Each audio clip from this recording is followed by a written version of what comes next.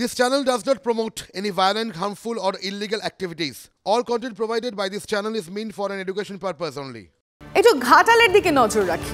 জানেন নিশ্চয়ই, আপনিও খেয়াল করেছেন, কারণ ঘাটালের লড়াইটা এবার মূলত তারকা ভার্সেস তারকা।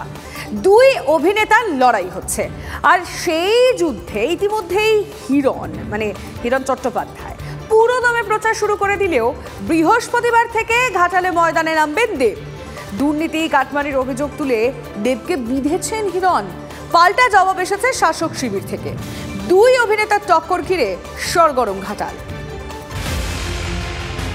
লোকসভার নাম ঘাটাল, তারকা কেন্দ্রে তারকাদের লড়াই।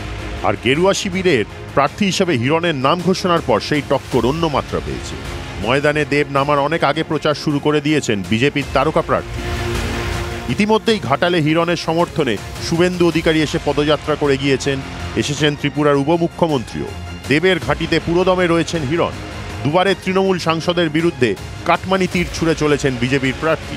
চড়া সুরে পাল্টা জবাব দিয়েছে তৃণমূল। যে আগে বলছিলেন, নাটক করছিলেন না, আমি ভোটে দাঁড়াবো না, এই আমার শেষ, আর কখনো আসবো না, হ্যাঁ তা না।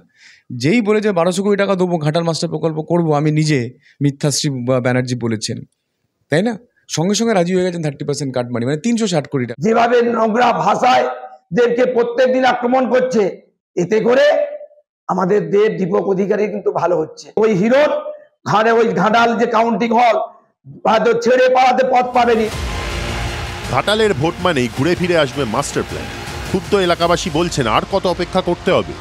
ঘাটালে বন্যাটা রোধ হোক, আমরা সবাই চাইবো, পূর্ব পাড় পশ্চিম পাড় দুপক্ষই আমরা চাইবো যে যদি আমাদের বন্যা রোধ হয় তাহলে আমাদের বহু এখানকার বাসিন্দারা উপকৃত হবে। 10 বছরের সাংসদ হিসেবে দেবের কেমন পারফরমেন্স? ভোটারদের একাংশ বেশ খুশি, অন্য অংশ পরিবর্তনের পক্ষে। ঘাটালবাসী দুবার 10 বছর ধরে অভিনেতা দেবকে দেখেছেন, চোখের সামনে থেকে কোনো কাজই করেননি, উন্নয়নও করেননি। আমার মনে হয় ঘাটালবাসী চাইছে যে একজন সর্বক্ষণের সঙ্গী হিসেবে হিরণদাকে বেছে নেবে। ওরা প্রার্থী করেছে হিরণকে, চলচ্চিত্র জগতে দেখতে গেলেও তো দেবের সঙ্গে টক্কর লাগাতে পারবে। দেবের প্রভাব এমনিতেই অনেক বেশি, জনসমর্থনও বেশি। প্রাথমিক টানাপোড়েন কাটিয়ে দেব ফের প্রার্থী ঘাটালে, কিন্তু তার দৌড়ে নামার অনেকটাই আগে ঘাটালের অলিগলি ঘুরে ফেলছেন হিরণ। ভোট বাক্সে কি তার প্রভাব পড়বে? ঘাটাল থেকে অসীম বেরার রিপোর্ট, TV9 বাংলা।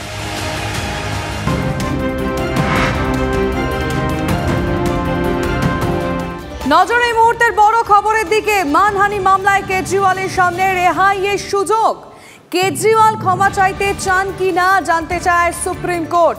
ক্ষমা চাইবেন দিল্লির মুখ্যমন্ত্রী, তা এখনো স্পষ্ট নয়। মাসখানেক আগেও তৃণমূলের অন্দরে নবীন প্রবীণ দ্বন্দ্বে এসে পড়েছিল তার নাম।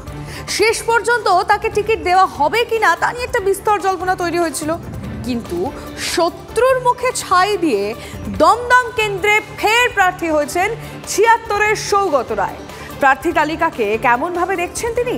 কেন এতজন বিধায়ককে প্রার্থী করতে হলো তৃণমূলকে?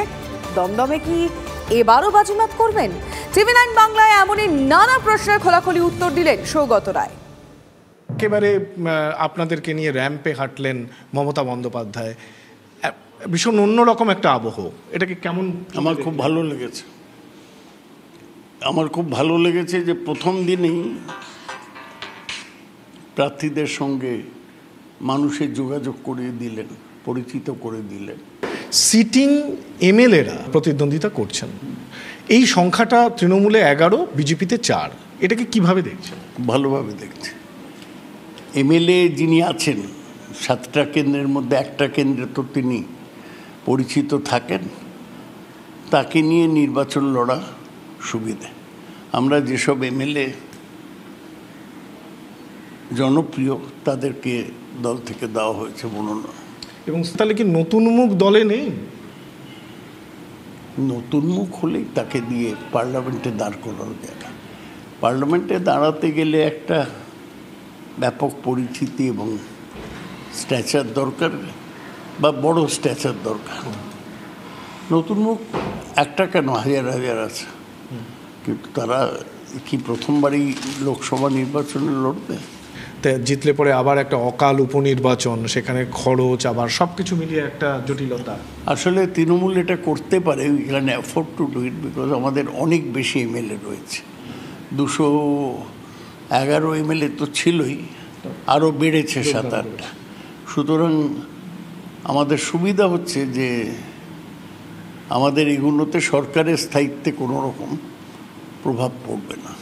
যে লিস্টটা এলো সেখানে 28 বছরের দেবাংশুও আছেন, প্রবীণ অভিজ্ঞ সৌগত রায়ও আছেন। এটা কি নবীন প্রবীণে ভারসাম্যের রাস্তা? আমার খুব ভালো লেগেছে লিস্টটা, তার কারণ মমতা ব্যানার্জি সব ভেবেচিন্তে প্রার্থী দিয়েছেন এবং আপনি ঠিকই বলেছেন, নবীন এবং প্রবীণের মিশ্রণ আছে। নতুন ছেলে মেয়েদের যেমন দেওয়া হয়েছে দেবাংশু বা সায়নীকে, আর পুরনো লোকদের যারা 3-4 বার জিতেছে তাদেরকে রাখা হয়েছে। আমার এটা ভালো লেগেছে।